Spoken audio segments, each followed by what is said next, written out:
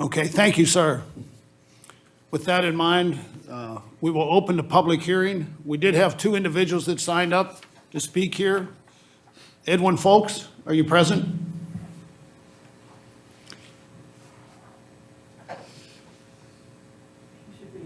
Okay. Mr. Folks, are you on the phone?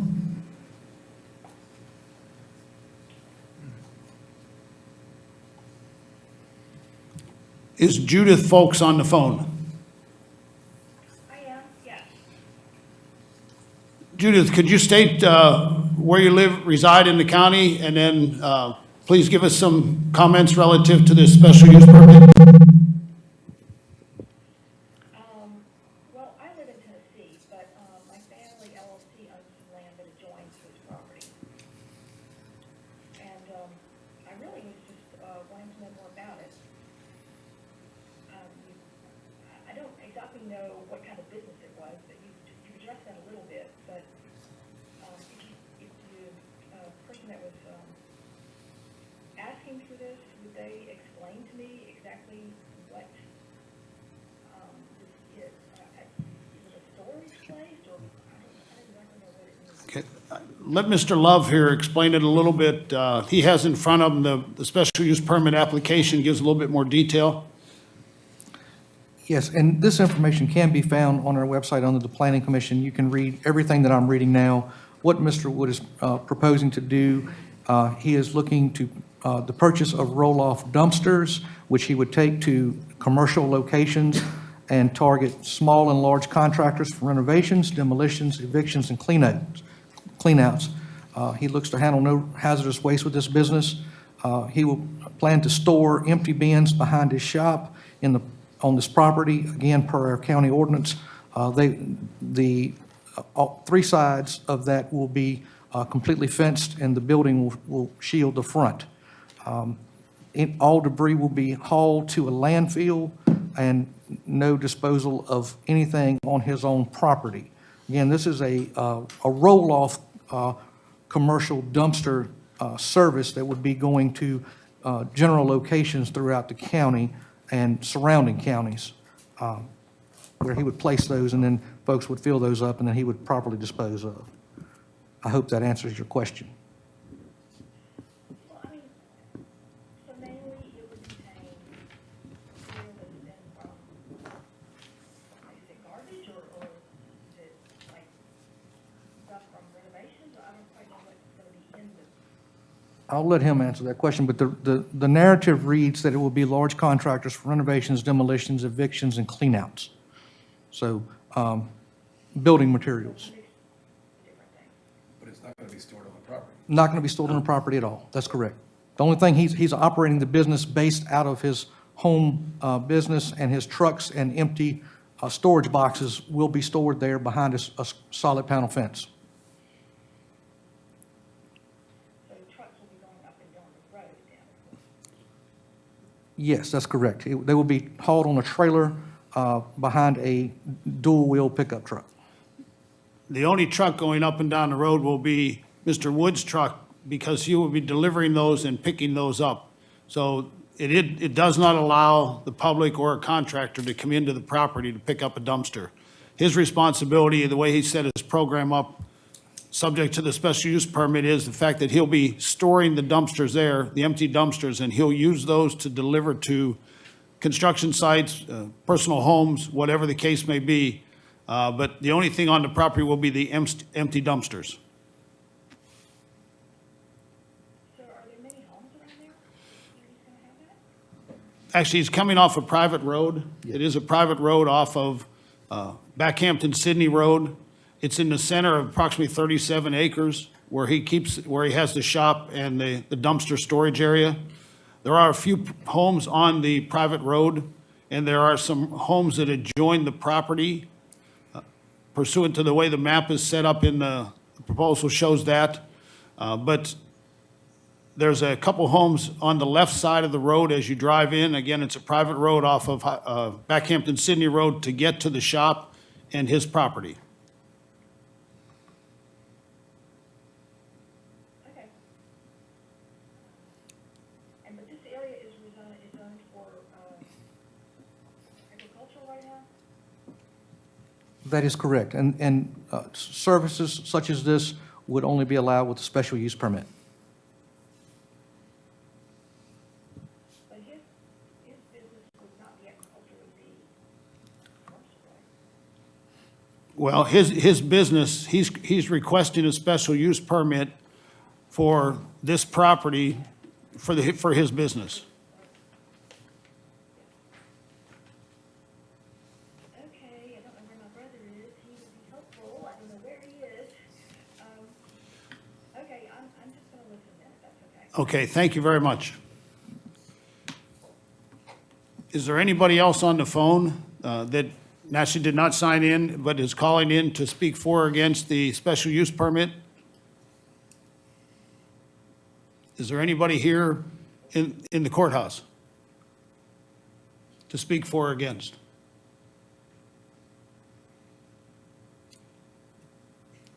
Okay, if there are no questions or comments for or against, then we will go ahead and close the public hearing. At this time, the board will discuss the special use permit request. Mr. Chairman, this is Whitfield Page. I just wanted to know, Whitfield Page. Thank you, sir. There was one thing I thought maybe we ought to add to Rob's conditions on this, is somehow, and I'm not sure how to state it exactly, but like no containers with restaurant waste or home food Food waste. waste. Something's, will spoil. I mean, basically, I think his intentions are definitely just to do commercial renovation materials, but if we could add something like that in there, you think? Would be, Well, that would be up, he would need to be in agreement with that, but you certainly can propose that. I think we Propose should. that as a special Yeah. use. That would be of concern to me if this was located next to me, there would be a container there, that even though maybe you dumped it every day, it's still those containers after a while, they Yeah. could get pretty They rank. can get rancid. And I don't think that's his intentions of setting up one somewhere to remove that type of material, but we stated in there, I think it'd be a good idea. It's a good point. Now, as per his special use permit, his desire is to take them directly to the landfill. Right. When he picks them up. The only reason not to do that would be if the landfill was closed. Right. At the So time like you I said, picked with it up. restaurant waste, that Yes. stuff, even though you dump it, Yes, it's gonna stick in that container for, correct. Yeah. Any other comments or questions from the board? May want to ask him if he understands. May want to ask Mr. Wood if he understands what's being asked. Mr. Wood, do you understand what the comment was to add to the special use permit relative to food waste?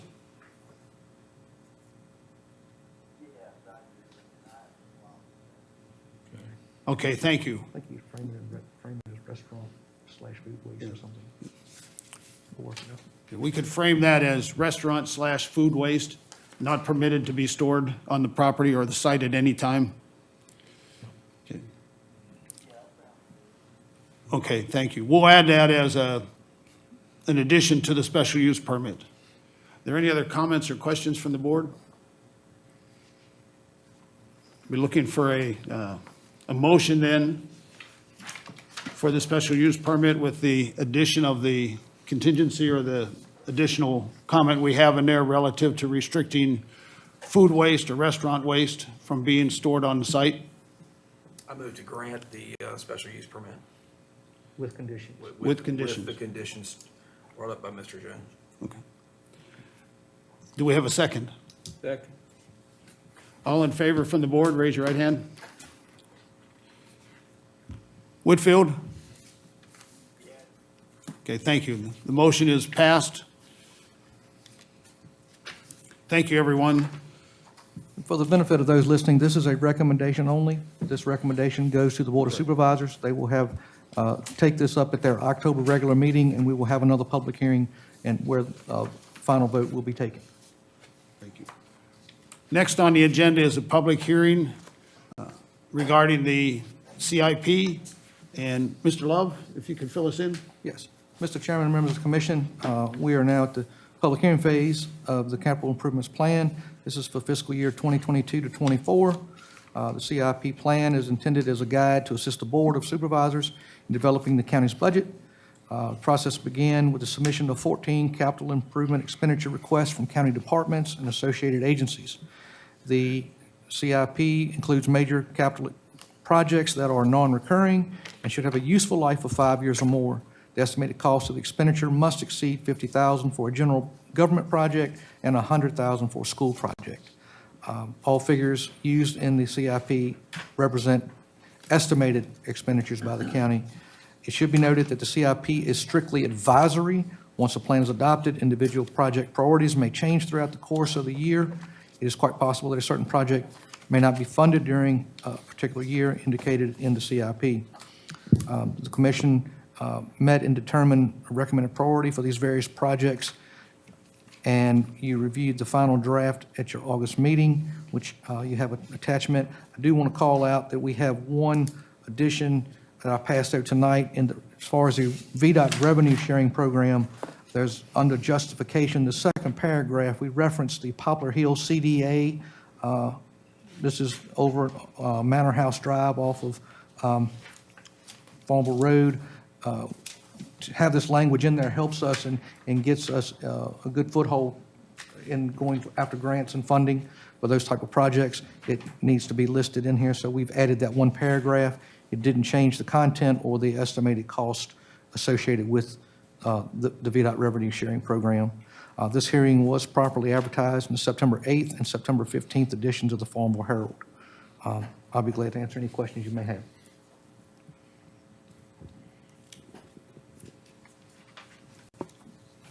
Any questions from the board before we open up the public hearing? With that in mind, I'll open up the public hearing regarding the capital improvement plan. And we're going to take care of the people on the phone, that we have a couple people signed in via the phone. Mr. Ryan Taney, are you on the call?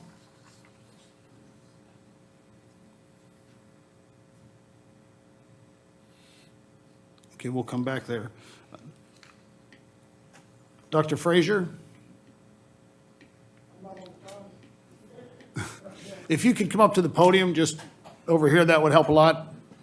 Thank you. My name's Hood Frazier. I've been here since 75, moving in and out of the county. This is about our third or fourth incarnation, I think, in Prince Edward County. I've been involved in the community college, taught there, taught at Longwood, and currently a professor in residence for JMU. I served on the school board for Lockett District, and we have an early childhood education program in the area. So I'm very concerned and interested in providing that we as a county provide high quality education for our students. I also have grandchildren now in the schools, and so that's another added incentive. I would like to see that we fund new schools. Since the time I've been involved with the county, I've not seen a new school built. And I know that Cumberland has new schools, such as Buckingham, Appomattox, New Elementary School. And I would like to see us put some of our funding into that. I know there was money that was returned, I believe, to the county this year that could help be some seed money to start construction of some new schools. The elementary school, as you'll probably hear shortly, definitely needs to be redone. So does the high school was built in 64. So, I mean, they've had renovations, but when I was even on the school board, we were doing patchwork repair on the roof at that time. So it's time to do that. Also, I've looked at a little bit of research that was showing that if you have new facilities, you improve student learning, you improve student test scores, which has been one of the issues I've heard recently, and also you improve teacher retention, which is something that we really need to work on in the county, is to keep our good teachers here. I'm not saying that the schools is the only way to do that, but that's definitely part of it.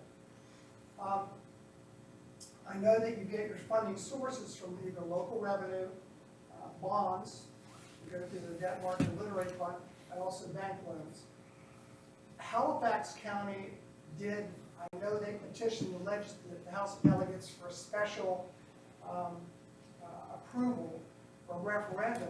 It added about 1% sales tax, which allowed them to generate I think it's 100 million. They have 71% voter approval, and they were able to use that to fund the building of the new school. So these are things that we should look at. There were also a couple bills before the House of Delegates, Bill 1331 and 2192, that allow schools to build with solar panels. And the solar panels can generate extra income that can be used by the schools as well. So it's a revenue source, but it also cuts down on the power. They can sell the power back over overage. So there are ways that we can start to look at outside the box to find ways to help fund new schools. I know it's expensive. I know it's something that we've needed for a while. And I would like to speak on behalf of that initiative. Thank you for your comments, sir. Just at appropriate time, we have started the process of getting the 1 cent sales tax approved. We already sent it to Delegate, yeah, Edwards every moment there. But anyhow, and yes, it worked good for Charlotte County, Halifax County, and 2 or 3 others. And of course, it's got to be approved by a majority vote of the county, and I think that would show, hopefully, that we would have good support in our county to do something. And this money can only be spent on buildings, nothing else. Great. So hopefully then we got that part rolling.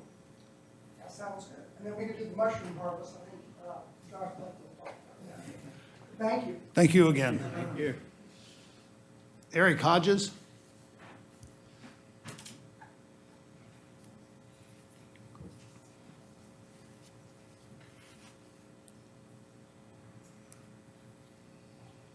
Good evening, everybody. I appreciate you inviting us to comment. A lot of my comments are going to echo what Dr. Frazier was saying. So my name is Eric Hodges. I'm a resident of Rice, Virginia.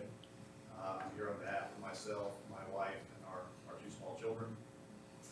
And I'm here to talk about the program to renovate or rebuild the elementary school. I currently have a 6-year-old daughter who's in 1st grade at Prince Edward Elementary School. She's having a great experience, especially after last year being basically home and doing it online. She loves her teacher in stores. She's really having a great time. So we moved to Prince Edward County a couple of years ago. I was hired by Longwood, and we were debating whether to move to Prince Edward County or maybe somewhere outside of Richmond. Right? And the major concern that we had was the quality of the public education system here. As everybody knows, we rank in the lower ranks within the state of Virginia on several metrics. But ultimately, we decided that we wanted to be a part of the community. We were going to take our chance on the schools. But I have a lot of colleagues who made a different decision, right, often based on the quality of the schools. So I just wanted to make one comment tonight and pose one question to the planning commission. My comment was I wanted to commend you all on making this a high priority item. I really believe that improving the facilities at the elementary school will improve the teaching experience and allow the teachers to focus more on the kids themselves rather than on some of the health and safety issues. And I also believe it could potentially serve as a driver for economic growth in the region by attracting young families. And my only question is in regards to the priority being placed lower than the animal shelter. I certainly understand the need for a well-functioning animal shelter, but it seems to me that having an elementary school where the health and safety of our children is at stake would be a higher priority item than the animal shelter. So that was the question. Thank you, sir. Justin Pure?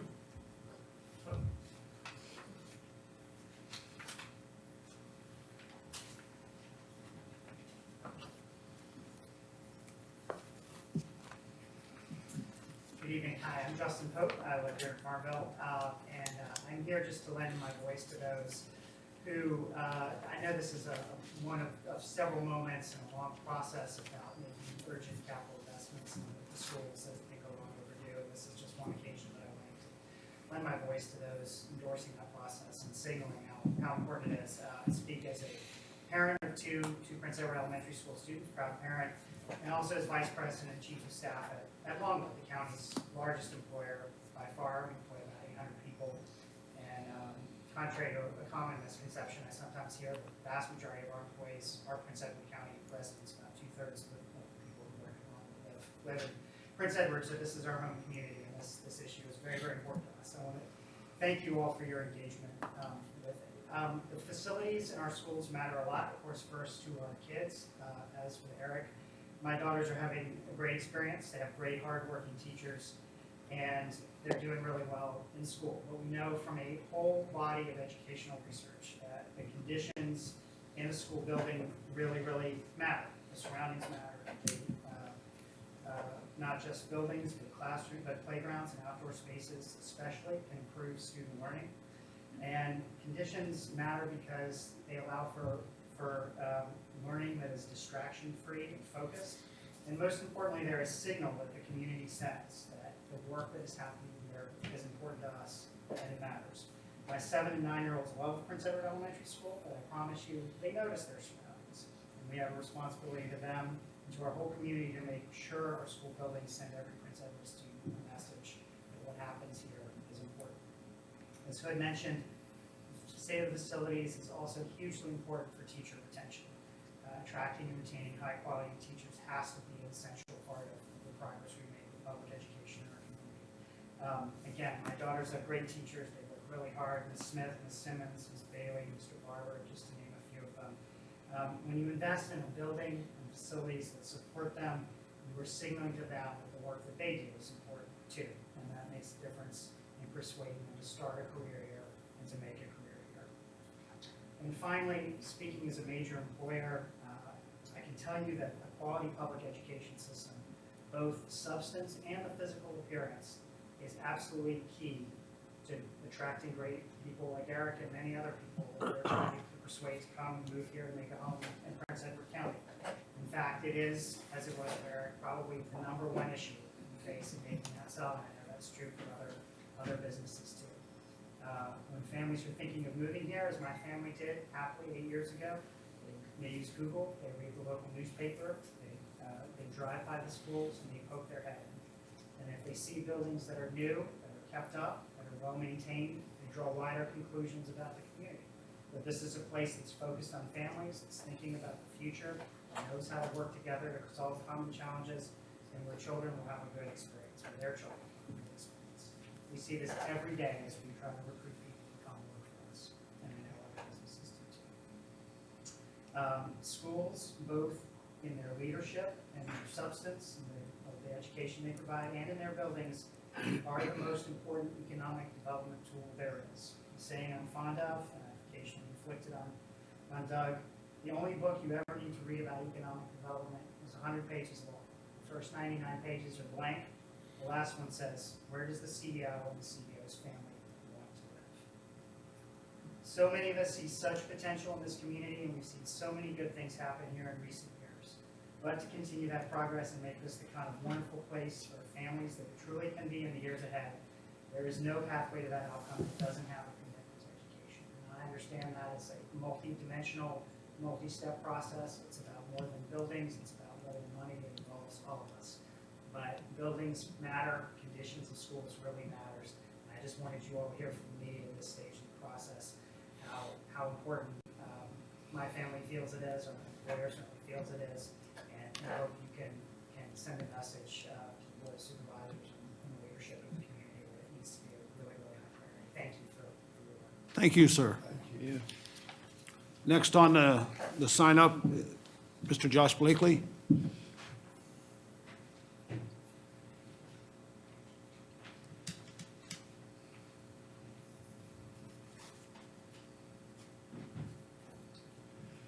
Mr. Chairperson and members of the Planning Commission, I rise today to advocate in favor of the capital improvement plan as found on the county website. Specifically, I'd like to advocate for all of the portions of the plan that address the capital needs of our K-12 schools.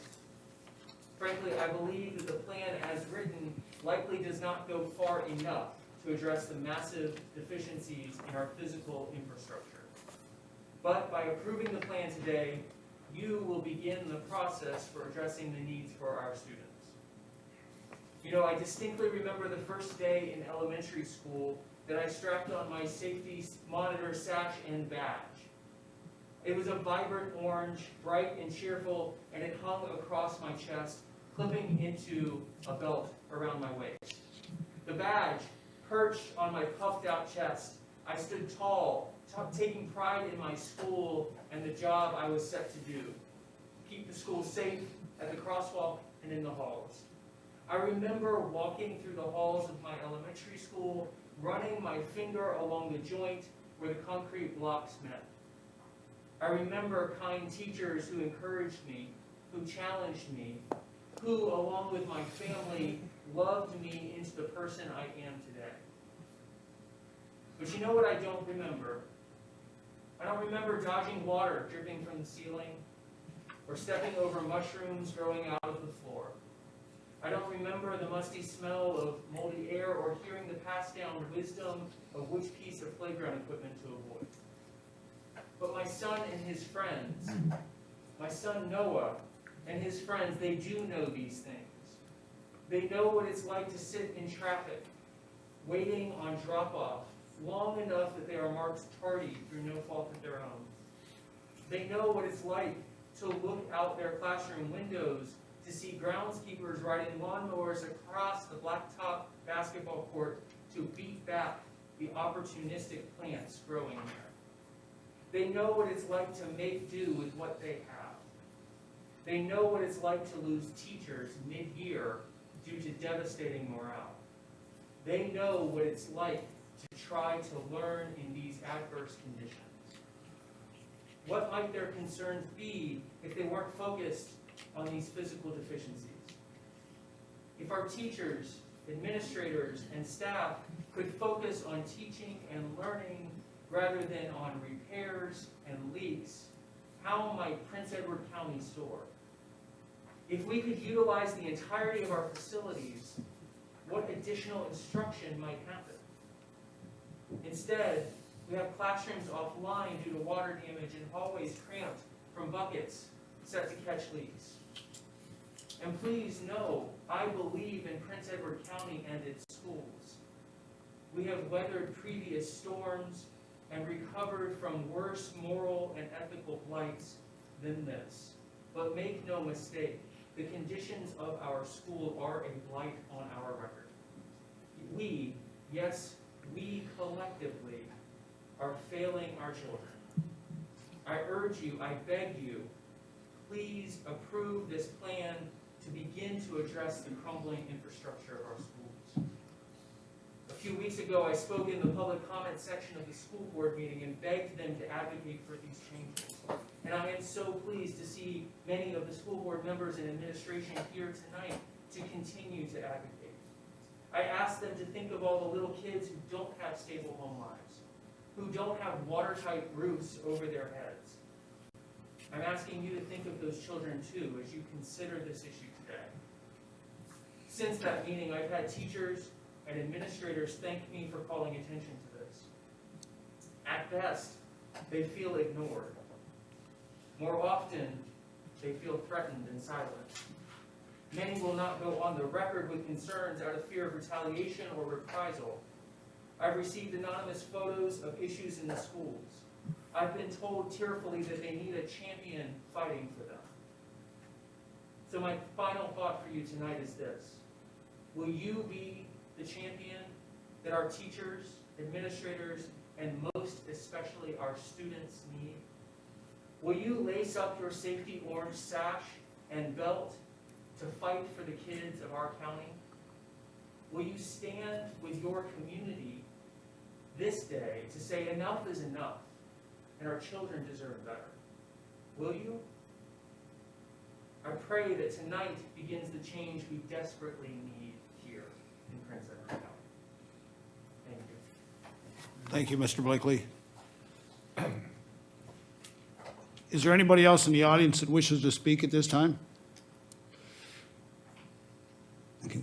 Before we close the public hearing here, I do have a couple little comments to make.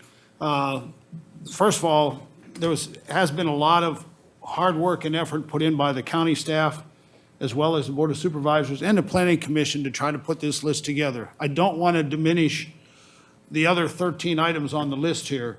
Yes, the school, the improvement to the elementary school, whether it be a renovation or a new building, is about 82% of what you see here as far as funding.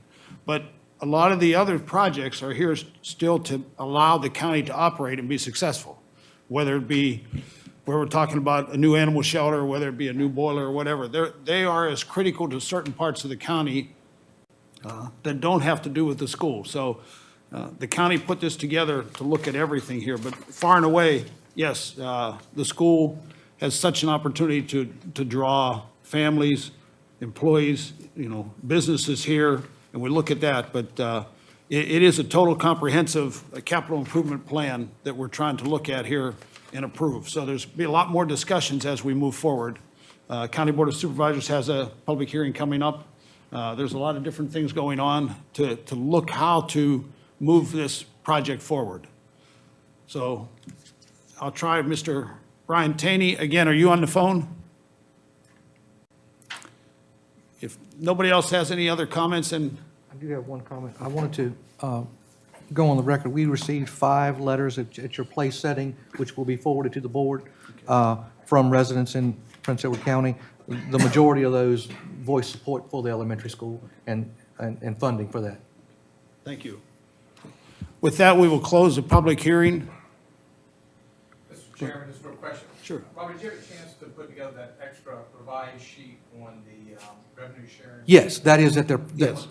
There's a table tack item. Yes. We made some revisions to that sheet, in part because the board had applied for funding for turn lanes to the manor entrance. Correct. And VDOT has indicated in order for us to score better, we had the revenue sharing as a item in the CIP. It didn't specifically mention the manor, but that's the only project we've applied for. And we will move up 2 categories higher on the priority list if we specifically mention that project. That's why that's it. Okay, thank you, sir. I've got some comments about Sure. the school. And I appreciate y'all coming out and speaking. Yes. And it's well taken. Now, Hood, I'm gonna ask you for, when we did the project with Honeywell and redid the roofs and HVAC systems, were you on the school board then? Just got on. What year was that? That slips me. But just let some people know, we partnered with Honeywell. They came in and did a energy analysis of our schools and showed how we could replace lighting and just all kind of things that ended up, by the time we did all the energy saving costs, the improvements we did, we put a roof and replaced all the HVAC systems in, what was it, 2 buildings? Middle school, I think it's also with the tech center. Right, yeah, okay, yeah, that's it. I was trying to remember. But anyhow, and that worked out really slick for us. Of course, those opportunities don't come around every day. We were just lucky to fall into that one, and it worked real good. And that's why I have been talking, and we hope we got the deal with adding a 1-cent sales tax to our sales taxes that were dedicated to buildings or renovating or building. Now, I'm just gonna say up front, I'm for renovating, because if we build all new one facility, the other facilities, there's no telling when they will get any improvements done to them, because we can't afford so much from our tax base of this county. And I do realize big time how much having a good school system here, we're trying to put some money towards a data center to hopefully locate in our county, because we have a prime location for that type of facility because of the electricity available to it. And we would like to see people like that locate, not work in our county only, but locate in our county. And like I said, it's nice to have people like that would be involved in our school systems and that would be, a good asset to our county. Relocating here, not living, as you would say, in Chesterfield or somewhere else.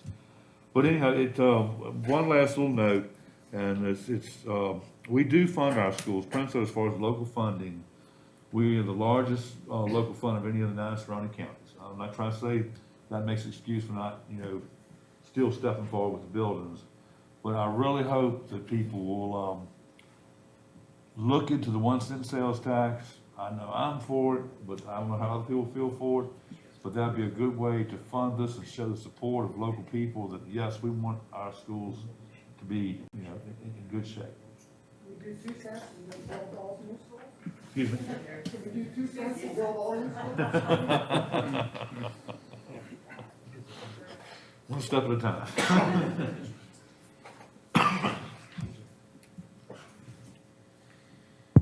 Thank you, sir. Again, I will comment again, it is great to see faces here too. It's hard to have a public hearing when nobody's here, and even harder when nobody calls in. So we've had some public hearings with no comment. So thank you very much, everybody, not just for the comments, but just for the support here. With that, we will close the public hearing. Again, this is just one step in the whole process, and that's how we're moving forward. But with that, could possibly recommend a motion. I would move that the Planning Commission adopt the proposed fiscal 2022-2024 capital improvement plan and forward it to the Board of Supervisors with the recommendation of approval. To include the VDOT. Oh, I'm sorry, to include the VDOT addition revenue sharing program, which we added. Do we have a second? All in favor? One more comment. that Yes, sir. somebody made. We do have a priority on these issues, but by no means is that a set in Okay. stone priority. It could bounce all over the place, and I think number 2 will probably bounce up. Okay, Okay. that's all. Okay. Again, we have a motion and a second. All in favor, raise your right hand. Mr. Whitfield? Thank you, sir. It is unanimous. We will pass this on to the County Board of Supervisors. Thank you, everyone.